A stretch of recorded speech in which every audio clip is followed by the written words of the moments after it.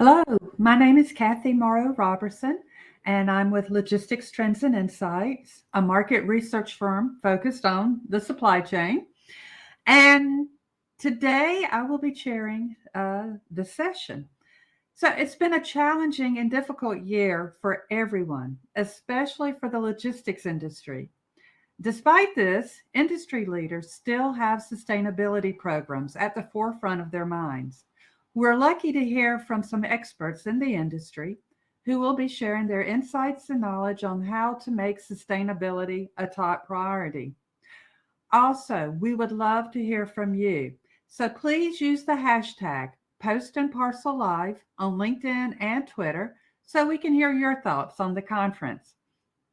So, we will be having the following speakers within this session: Dr. Clemens Beckman, CEO Greenplace at Dutch Post DHL Group; Emily Cotterill, Head of Sustainability at Rebound Returns; and Raji Hattar, Chief Sustainability and Compliance Officer at Aramex.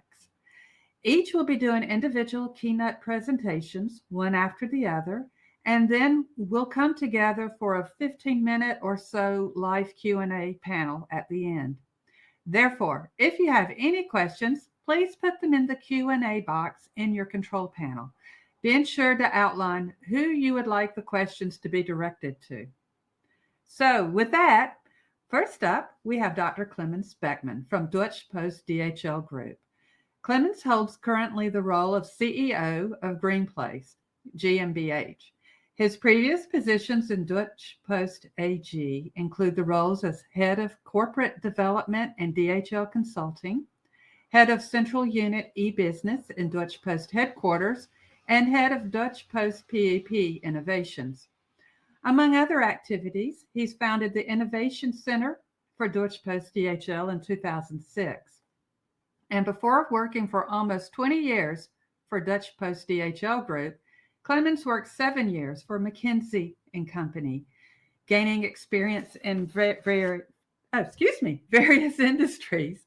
So now I'll pass it over to Clemens. There you go.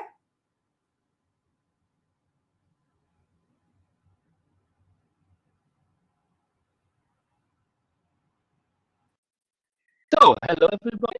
Um, yeah, I want to give a short presentation not about the sustainability in general, but a very practical application of how to get more sustainability for transporting goods. And I have prepared a presentation. I will just start sharing my screen.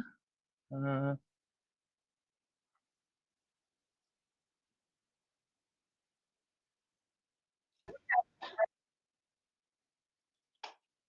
mm. So, can you see my screen? I hope so. So I will talk about GreenPlan, and GreenPlan is tackling a problem that nearly any logistics provider has. The question how to divide all the goods at the different stop points in an optimal way. So how to find an optimal sequence of stops.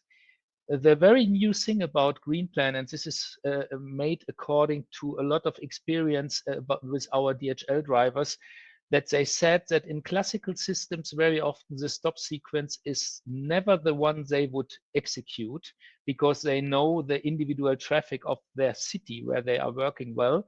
So we have done a lot of effort that we get the traffic flow information on street level segment in our planning tool involved. So our planning tool does know how the individual traffic flow in any street segment is at a certain time in prediction, and that is the base of a better calculation. Additionally, I have worked 20 years in logistics, so we know well that customer-specific conditions are not the exception, but the rule of the game. And we have built a system that is able to digest nearly any kind of specific rules for delivery. A typical example are time windows. So we can work with individual time windows for any shipment. These are then also included in the calculation. And the results, the typical results is that with our calculations, you can work with fewer vehicles needed for the same amount of shipments. You have less kilometers driven and a higher adherence to quality, to time windows. And surely by less kilometers driven, we speak also here about a substantial reduction of CO2 emissions. To give you a practical example, so the classical postal planning principle was very much to plan in districts. Typically, the districts are ruled by the postal code system. And in the example 1, you see how firstly Greenplan solution is always trying to get better load balancing. So the tours, the resulting tours are better balanced. This helps, for example, to avoid over hours of drivers and makes the whole situation more stable. And in the example 2, you can see what Greenplan is able to do by ignoring the classical district logic for tours. So on the left side in the picture, left on the bottom, you see there's 1 week tour in the blue region with only 4 stops. And in the calculation, Greenplan would adjust the number of tours to actual shipments. And here at this day where this blue colored region is so weak, Greenplan would automatically reduce the number of tours to 3. That means 1 vehicle less on the street. The principle, however, with giving up the district logic is the following. A lot of postal operators said to us then, look, we are working with fixed districts because we have then lower handling times. Our driver knows their district, and therefore the handling time is typically, the handling is typically done very efficient because the drivers know all the specialities about the different stop points. On the other way, this is always a compromise because you have never the optimal load balancing. In average per district, you have 1 half-empty vehicle in the planning. If you are not working with if you are completely giving up the districts on the right side here in the picture, you have fewer tours needed, substantially fewer tours. Imagine you would have 50 districts, for example, then the typical Greenplan calculation has 25 tours less. However, the big advantage that the driver knows the district so well is lost. Therefore, the result and the drawback is you have longer handling times, as driver may not know the area. And the optimal compromise we have developed in the last months is to work with overlapping districts. Then you have a very good compromise between handling and driving time, because we still could do load balancing, so we can also reduce the number of tours, but at the same time for each deliverer, let's say 90% or even 95% of addresses are still well known in his home quarter, and at the boundaries of the district there is some overlapping with the neighbor district, and this overlapping allows us to do this important load balancing, which gives optimal efficiency. To explain the traffic flow information on street level, this means that the shortest distance between 2 points in terms of time, not in terms of meters, so short into the fastest route, I have to say, is altering during the day. Here's an example. In the time-dependent alternative, you see that during the day, very often the tour A is the better one, but at a peak traffic time, for example, it might, or the blue one is the better one, sorry, and at peak traffic, the yellow one is better. And the resulting optimal tour, the fastest route, is then some kind of virtual, let's say, glue of these 2 alternatives, which is then the base for calculation in a model that is working with this time-dependent speed profiles on any individual street.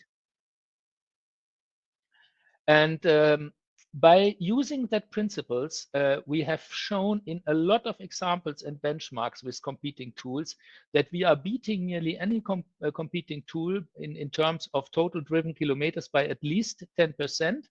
And here I am presenting a kind of standard calculation. Let's imagine we have a mid-sized customer, for example, with a typical fleet of 100 vans that emits 500 tons of CO2 per year. Typical average numbers calculated by our Go Green department. Then we can reduce this typically, let's assume by 10%, the driven kilometers.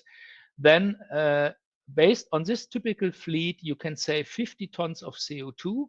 That is the equivalent roundabout of a forest, because that's the equivalent of 1,500 trees. The interesting thing is also that this principle of tour optimization is surely important for postal providers. So in our customer clientele, we have postal providers, and this was also the starting point because we have developed that for DHL. So courier, parcel, and express was the original focus. But then our first customer was not out of that segment. It was a road freight customer. Also there we could show that our planning principle is superior. And also we are serving customers for field service. That means for technicians that are underway and that where the technician jobs have to be planned according to qualification also. That's a good job and easy to do. And in the first example, we have increased the average number of fulfilled jobs per technician per day. We could increase by 60%. And before they have used GreenPlan as fully automatic planning tool, they have done the planning with 80 dispatchers. So in addition, they could reduce the number of dispatchers from 80 to 10. We have calculated an e-commerce example. So e-commerce is also a big spike. There we have here an Asian e-commerce delivery. It's from Thailand, where we could calculate a 32% reduction compared to the existing systems that we have found at the client. And last but not least, we are working also for wholesalers here, for a German pharmaceutical wholesaler, delivery to pharmacies and others. This is so important, this segment, because here it's all about time criticality, because for any delivery to the pharmacies, there are clear time windows, and it's of utmost meaning that this time window, so the quality is much more important than the pure efficiency to get excellent quality. Yeah, that was it in very short. So I think if a lot of logistic providers would use that software, we can help reduce significantly the CO2 consumption by creating much better tours in a lot of application fields. Thank you.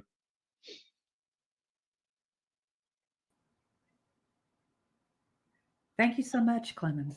That was a fascinating presentation.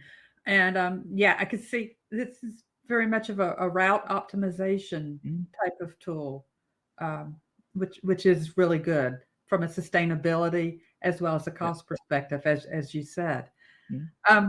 So next up, we have Emily Cotterill from Rebound Returns. Emily is Rebound's resident sustainability expert and self-confessed carbon reporting nerd. Okay, love that. That's great. Emily is solely responsible for building Rebound's sustainability strategy, with the circular economy being key to shaping Rebound sustainability policy. Emily is the brains behind Industry First Solutions, designed to improve product circularity and divert waste from landfill, including a packaging recycling scheme tried and tested by the likes of Charlotte Tilbury. Emily is the spokesperson for all things green at Rebound, and her knowledge has appeared in publications such as Fashion United, The Industry, Fashion, and IMRG. So, welcome, Emily, and I'm going to pass it over to you. Hi, my name is Emily and I am Head of Sustainability here at Rebound Returns. Today I'm going to talk about how to utilise the returns journey to reduce your carbon impact. First off then, who are Rebound Returns? Rebound are returns experts that, through a combination of an online returns portal and a comprehensive logistics network, we help retailers take their returns online, such as ASOS, Mango and Gymshark, to name just a few. And sustainability is really at the heart of everything we do, to the point that it has even formed our mission statement, where we help retailers achieve smarter, more sustainable returns whilst enhancing the customer experience. And we do that in 4 key ways. These are our 4 pillars of sustainability.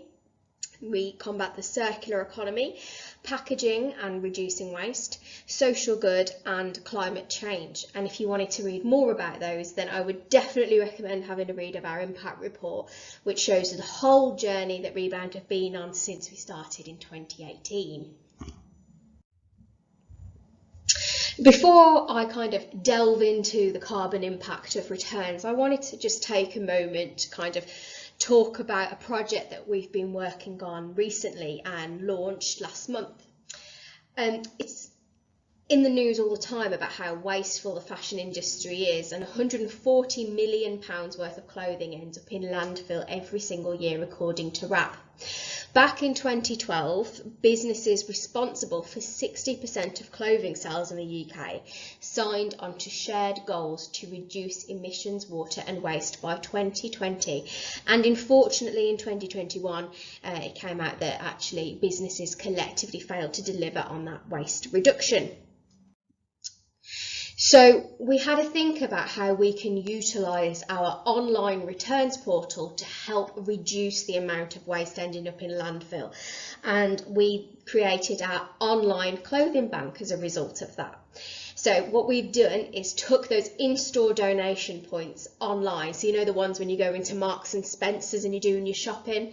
There's the bins that are typically by the checkouts. You can drop your clothing off in exchange for Marks and Spencer's Sparks points. The scheme that we have launched is fully funded by our partnership with the Salvation Army. So all logistics and platform costs are already paid for.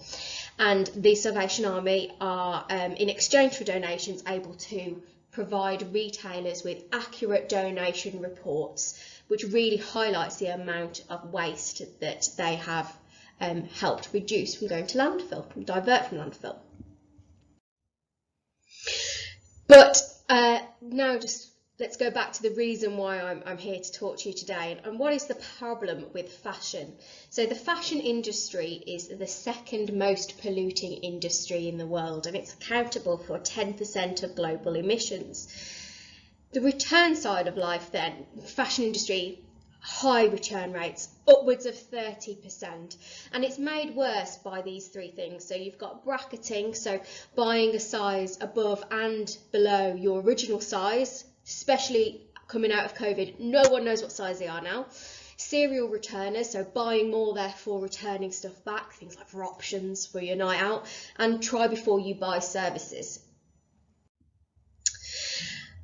So retailers are typically really blind to returns. When you think about delivery, retailers know exactly what is going where.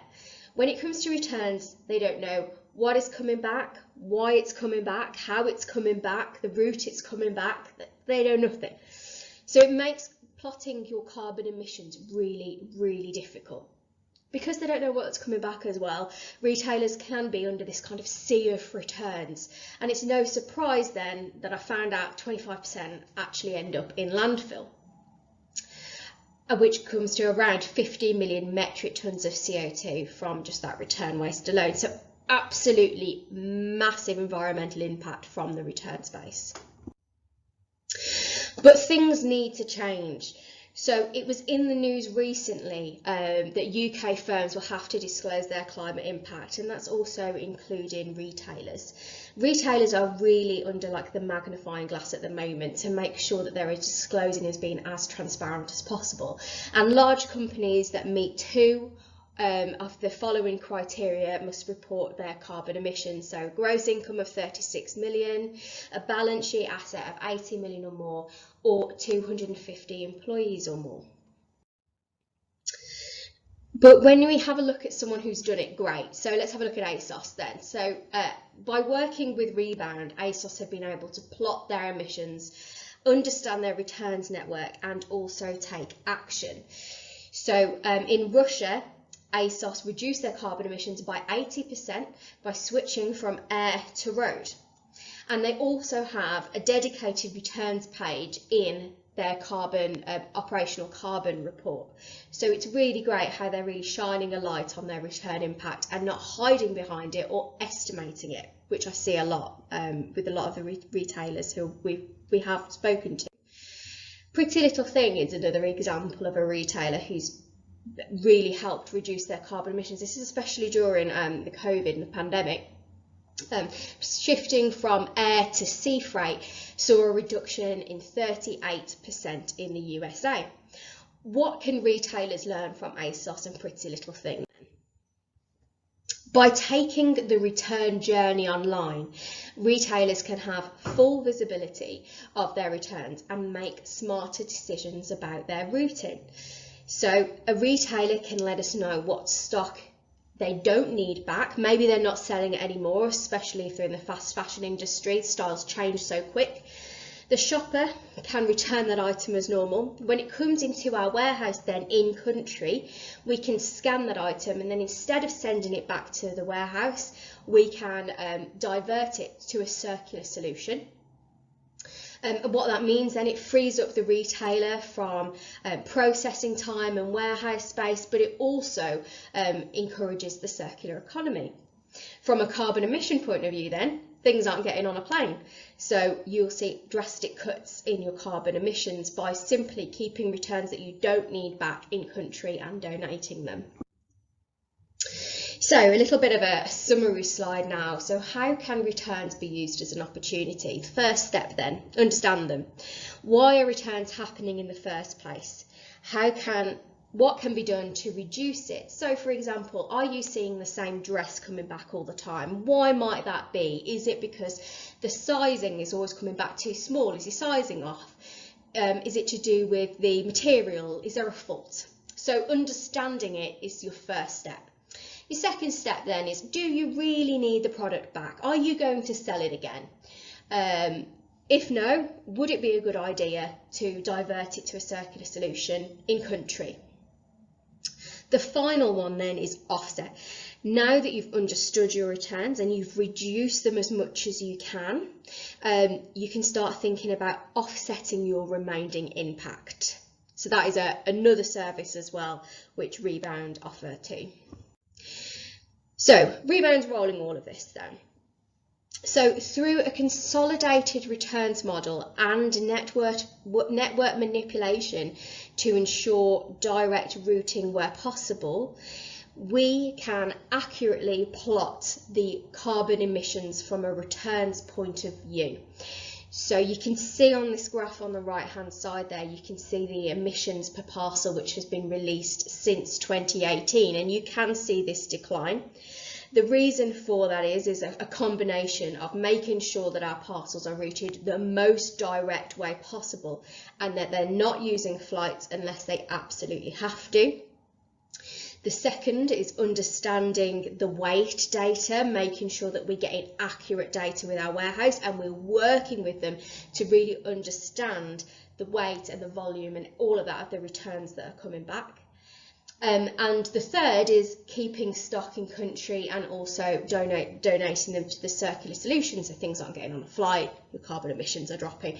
So we're seeing this lovely drop that we just hope that this year as well it will continue to go down. So that in summary is how returns can be used to reduce your carbon impact. I would love to speak to you if you have any kind of questions about this at all. My email is emily@reboundreturns.com, and if you would love to read about it, I would love you to read about it. Have a look at our impact report, which you can find on our website. Thank you very much.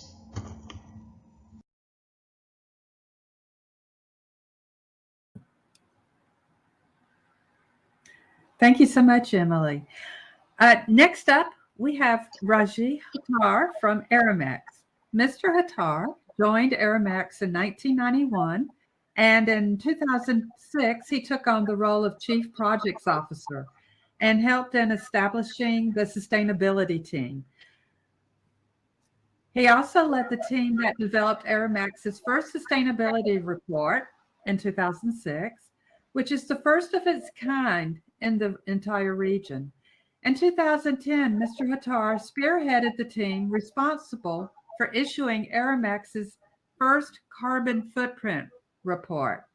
As part of Aramex's contribution to the UN Global Compact initiative, Mr. Hattar was promoted to his current position as Chief Sustainability Officer in 2008. And since then, he leads the company's ambitious sustainability strategy, aiming at building on the fully sustainable business model Aramex has.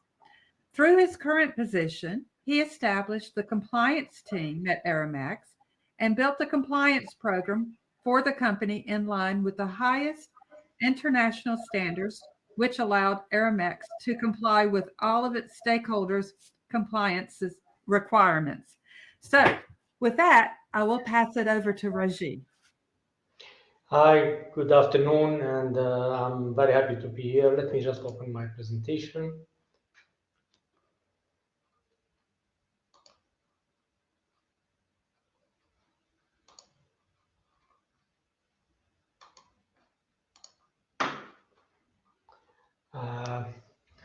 Aramex has been established since 1982. We were established mainly in Middle East, and since then, for us, sustainability was part of the business process. Here, I'm going to talk more general than my colleagues because there's a lot that I wanted to present. Our guiding principles are the Sustainable Development Goals. We also look at the Paris Agreement as part of our targets and goals for the future. And we are a multinational company, so we also look at the national agendas in every country of operations where we exist to make sure that we are in line with these targets that these countries are putting. We look at ourselves as a stakeholder organization.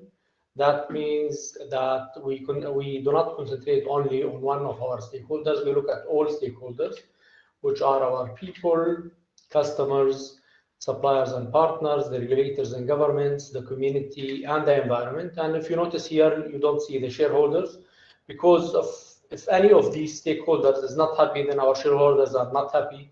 If all of them are happy, then the shareholders will be for sure happy. Our sustainability strategy is built on 3 pillars, which are education, youth empowerment, entrepreneurship, and the environment and climate change. I'll just go through a fast run through each one of them.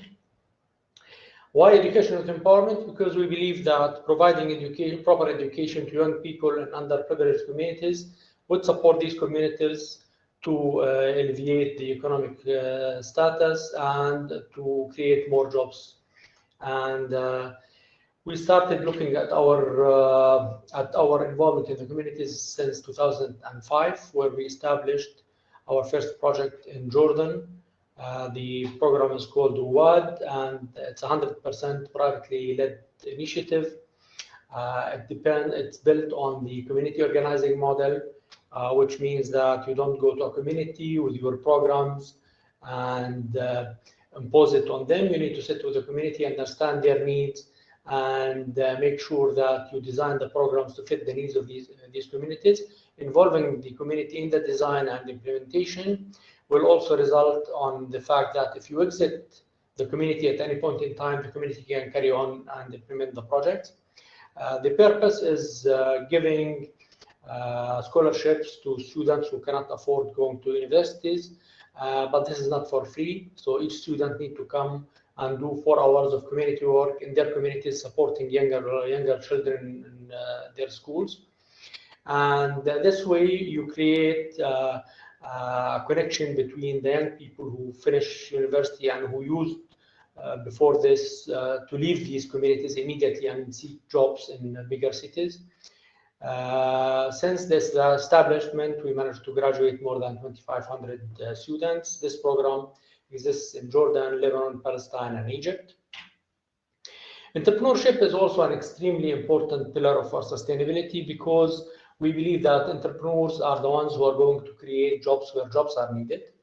And for that, we created a program, we call it Startup Support Program, where we provide economic empowerment through preferred rates to startups. So if you are a startup, you go on Aramex's website, irrespective in any country you are in or in any kind of business you are in. The minute you register, you are entitled to preferred rates. The second thing you get is a business training and mentoring from our internal mentorship network within Aramex or our partners.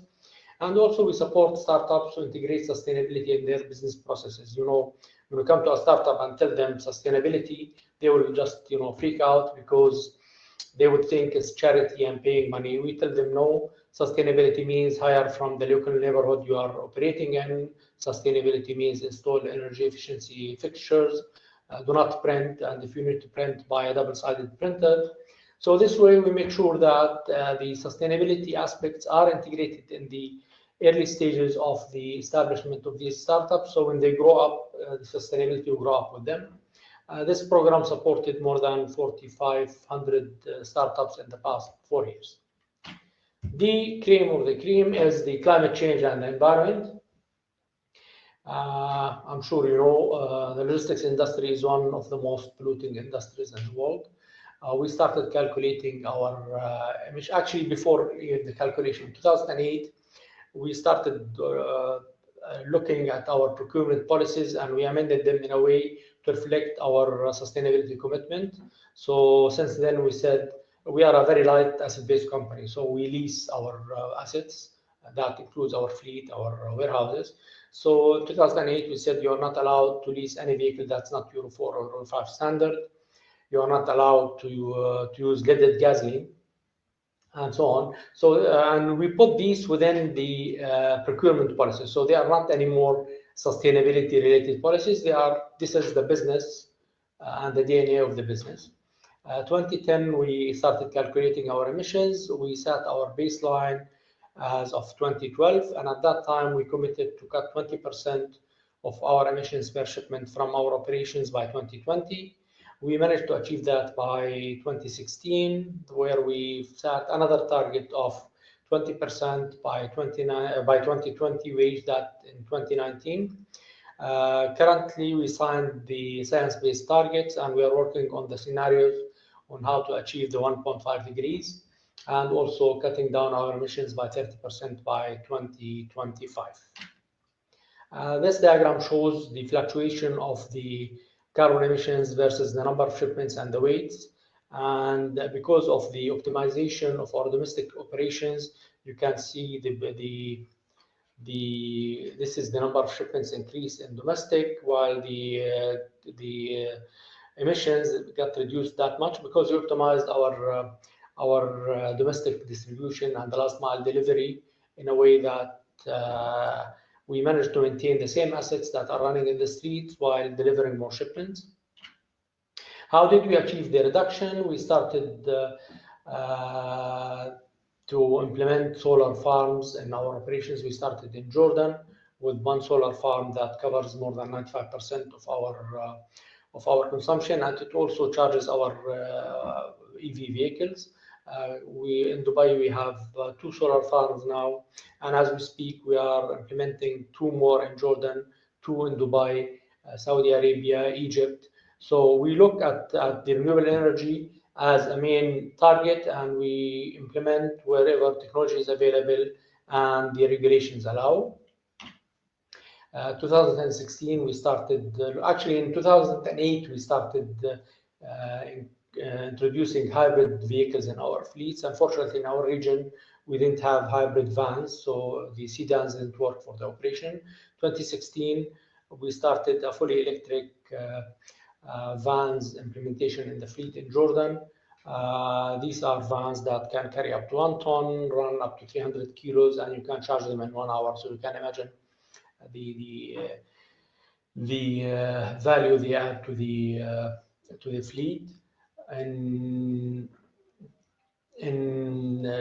the current times now, we are testing in Saudi, we are testing in UAE, and because of the shortage of the semiconductors, which is a known thing now across the globe, delivery of these vehicles got delayed for a year. So we tried looking at alternative solutions. Our target is to shift all our fleet globally into electric in the coming 3 to 5 years, or any other technology. So we started in Egypt. This is a brand new van that we just added to our fleet in Egypt. These vans run on CNG, and the plan is to shift all our Egypt fleet into CNG. We also test electric motorbikes. Now, one obstacle that we have in this part of the world is the heat. Temperatures are extremely high, humidity is extremely high, so car manufacturers are shying from testing in this part of the world because temperatures reach 50s in some years and some days of the year, and also humidity is extremely high. So we take always the risk, and we try to be the first to adapt for these technologies. Our packaging material since 2008 is made from degradable plastic, and our forklifts in all warehouses are electric, or in the worst case scenario run on CNG. We don't allow any type of other fuels in the warehouses. What's coming? We just signed the science-based targets. We are looking at the 1.5 degrees. We are looking at carbon neutrality by 2030, carbon zero 2050, and we are also looking to reduce this time span through the scenarios we are working as we speak on. We are also looking at reducing our energy consumption by 30% by 2030, GHG emissions by 30% 2025 from scope 1 and 2. On scope 3, and because we are a very light asset-based company, so we do not own our planes or ships, we started working with the airlines, and 2 days back we signed a partnership with the Air France-KLM on the usage of the sustainable aviation fuel in the region here between Europe and Dubai, and between US and Dubai. And we are also in contact with other regional airlines to see how we can implement such initiatives. On our fleet, we are testing currently Euro 6 trucks. We are testing our types of efficiencies where you add 2 trailers to 1 engine, which is not a common thing in this part of the world. Electric vans and motorbikes. We are in the process of getting approvals from the Saudi government to start testing hydrogen trucks and also CNG. Renewable energy is the target. We are facing some issues with some regulatory bodies in some of the countries where we operate in. So we are looking at energy storage, or in worst case scenario, buying green energy certificates. Carbon offsetting is our last resort, but some clients are now asking us to start offsetting. So we are looking at different schemes where we invest in renewable energy projects, trees plantations, or buying carbon credits, which is the worst thing you can look at. In the packaging, as I mentioned, it's degradable. We are testing, as we speak, compostable packaging. We reuse our Rodin packages, recycle on behalf of our clients, and also recycle our own waste. We on the social part also we work with UNRWA, UNICEF, UNHCR, you name it, all UN organizations across the globe. This shows our performance in 2020. We managed to touch more than 360,000 beneficiaries across the globe. These are women, children, interns, students, also startups, solar, and we also managed to cut our emissions by 54% from our baseline, which was 2012. On the reporting side, we were the first company in the region to produce a sustainability report according to the GRI standard 2006. 2010 was our first integrated report and our first carbon footprint report. We use GRI, and we also started using the IR reporting since 2018. And currently we are evaluating the Value Reporting Foundation, which is the IR and SASP, to see what is its impact. We report also in accordance with A1000, A1000, and too many other standards. And I think I managed to finish on time. And thank you.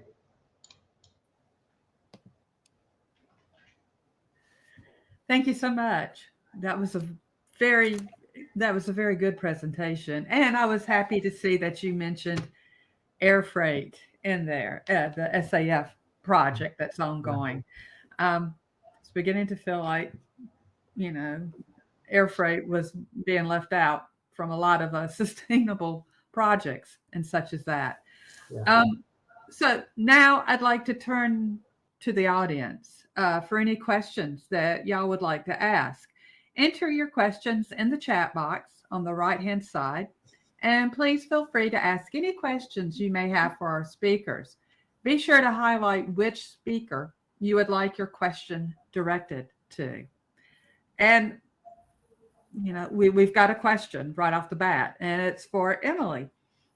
So, question is, do you think that clothing thrift stores could also offer a separate section in their stores of slightly higher priced returns? And this was a very good point that Sean made too. He said that this would be cheaper than the shipping, restocking, and such. So, yeah, love your input on that.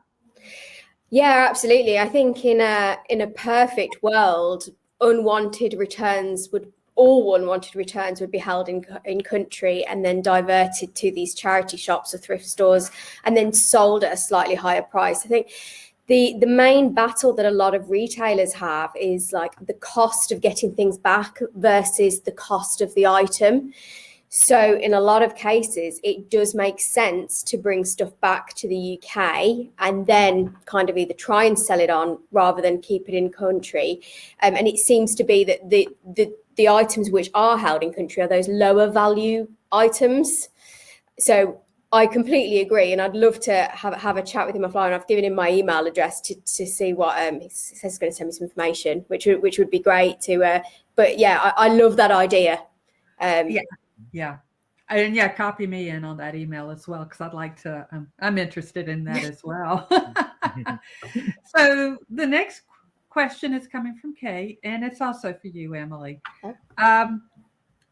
It's a very good question too. Why doesn't the fashion industry standardize sizing? This seems like it would reduce returns significantly.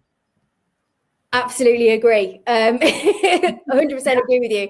That's one of the elements that our kind of reporting dashboard does, is it gives retailers the ability to see products which are coming back. Is there a problem with the sizing? And then they can take that information away and try and make sure that everything is as standardized as it can be. I completely feel your pain. It seems if you go into Zara, the sizing is so different to how it would be in a different store. And I completely agree. If everything was just one size and standard, and you knew if you're a 12 there, you're a 12 somewhere else, there would be a massive drop in returns for sure. Same goes with shoes. I found out. Yeah. Different brands have different sizes. And then when you look at where they're manufactured at, even the sizes from the different countries vary as Absolutely. well. Yeah. So, okay, Emily, another question for you. So the donation portal you mentioned in your presentation is interesting, and this is coming from Laura. Yeah. Does it have any other user cases?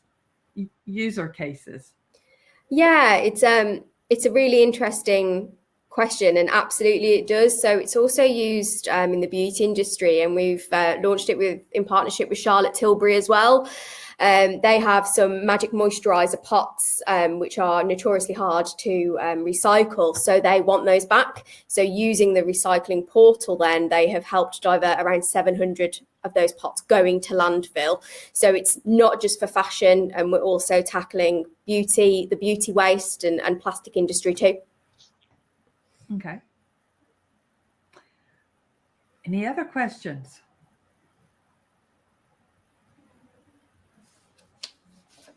All right. I've got a question for Clemens. Mm-hmm.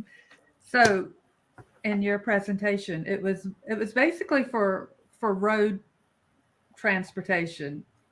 Does it also hold true for the offering hold true for air? At the moment, we are doing road, because road is the most complex problem. You have really a lot to optimize by using this kind of new principles we have introduced, like being independent of district boundaries and having the real traffic flow. Air is in principle not so there is not the same optimization potential by routing, because you are transporting very often on fixed routes.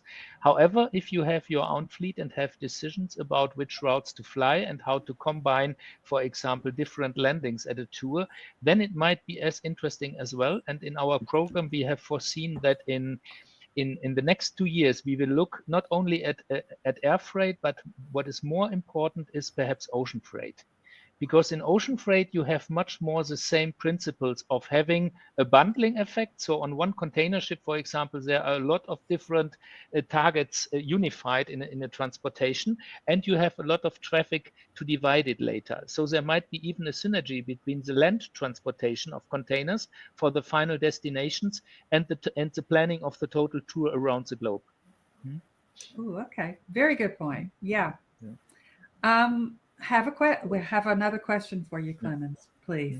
Does GreenPlan include the walking routes for parcel delivery drivers taking items from vehicle to delivery points?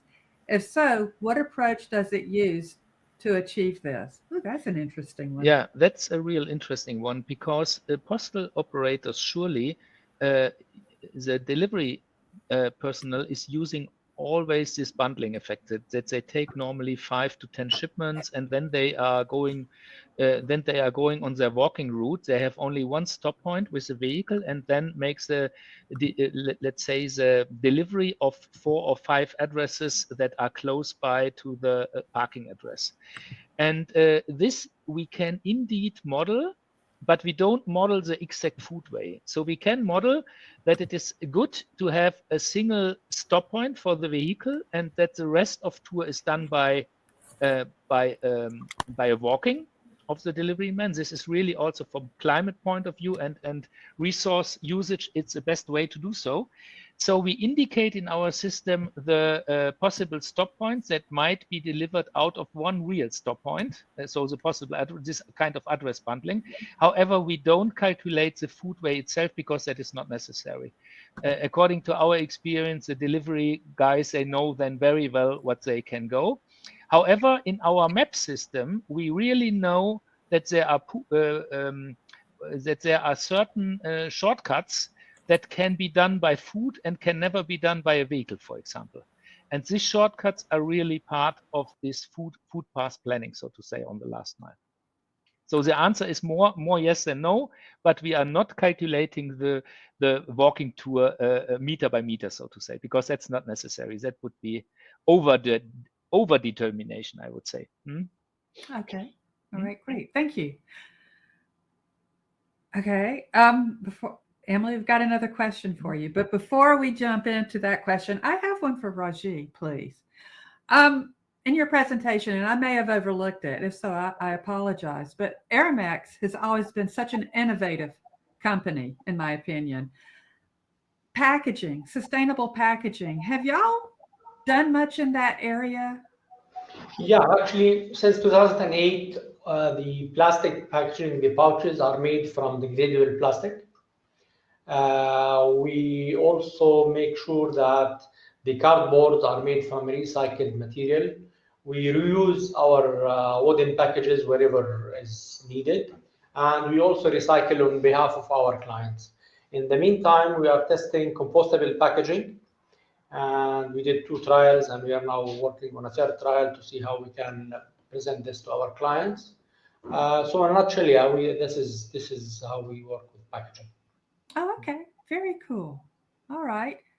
So let me jump back over to Emily here. Are return rates negatively affecting the profitability of clothing retailers? And if so, why don't they focus more on reducing returns? Awesome question. Yeah, it is a great question. And I think for a long time, returns has been seen as kind of the enemy. But actually, your highest returning customers can also be your most profitable customers. If you are buying more, then you're likely to be returning more. And actually, a positive return experience can mean that shoppers come back again. I personally will not shop with someone if I have to pay for my return, for example. So like making it as seamless and as easy for that customer is key. And yeah, like we say, we focus more on reducing returns. We've done quite a lot of webinars. We've got a lot of blogs and things on about that. Like making sure that your sizing is accurate. And that kind of links into that question before. Giving shoppers more options and stuff. And also things like Klarna, which is growing massively. I am more likely to buy a lot more through Klarna because I don't have to pay for the items, and therefore I'm more likely to return it. So but again, that kind of argues with the point I said earlier, is it's getting more and more shoppers to your website. So yeah, I think there's definitely a space where retailers can look to reducing returns by making sure that, you know, their images are accurate, their sizing is accurate, but you don't want returns to go completely, because then you could be losing valuable shoppers. Yeah, exactly. And this is something, you know, again, this is an area that we focus on with the Reverse Logistics Association here as well, trying to measure how many and how much it's costing in regards to returns. So, any other questions?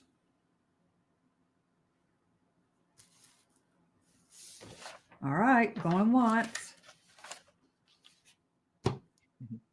Okay, so we'll go ahead and give everyone back about 30 minutes or so. Oh, that'll be awesome. So I would like to thank our panel. Great presentations, great conversation. Really appreciate it. Also would like to thank the audience for those great questions as well. And so with this, we'll go ahead and end the session, and I will hand it back over to Katie. Thank you again. Thank you. Thank you. Bye-bye. Bye. Bye.